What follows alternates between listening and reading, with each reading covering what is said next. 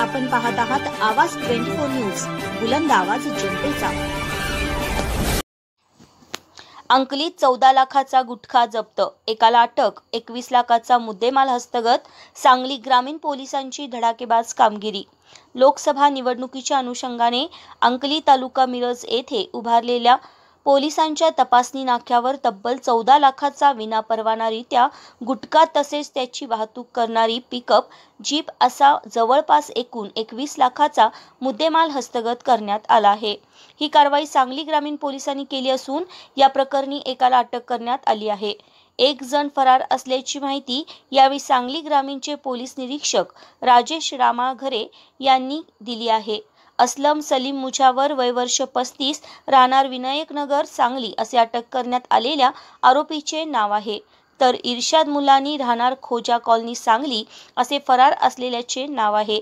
लोकसभा निवडणुकीच्या अनुषंगाने पैसे, दारू, गुटखा यासह अंमली पदार्थाची वाहतूक करण्यासाठी सांगली जिल्ह्याच्या सीमेवर पोलिसांनी तपासणी नाका उभा केला आहे।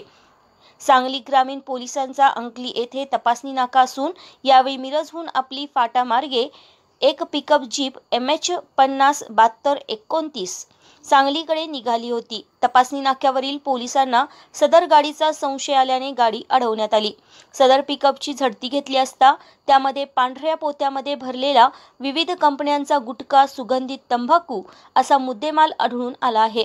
सदरची कामगिरी जिल्हा पोलीस अधीक्षक संदीप घुगे, अप्पर पोलीस अधीक्षक रितू खोकर मॅडम, उपविभागीय पोलीस अधिकारी अण्णासाहेब जाधव यांच्या मार्गदर्शनाखाली पोलीस निरीक्षक राजेश रामाघरे, पोलीस उपनिरीक्षक प्रियंका बाबर मॅडम, नितीन बाबर, इस्लाम तांबोळी, रमेश पाटील, हिम्मत शेख, सतीश सातपुते आदी पोलिसांनी या कारवाईत सहभाग घेतला होता। आवाज 24 साठी वृत्त निवेदिका माधुरी मेस्त्री। अशा स्पष्ट बेधडक बातम्यांसाठी आमच्या आवाज 24 न्यूज चॅनलला लाईक, शेअर आणि सबस्क्राईब करा।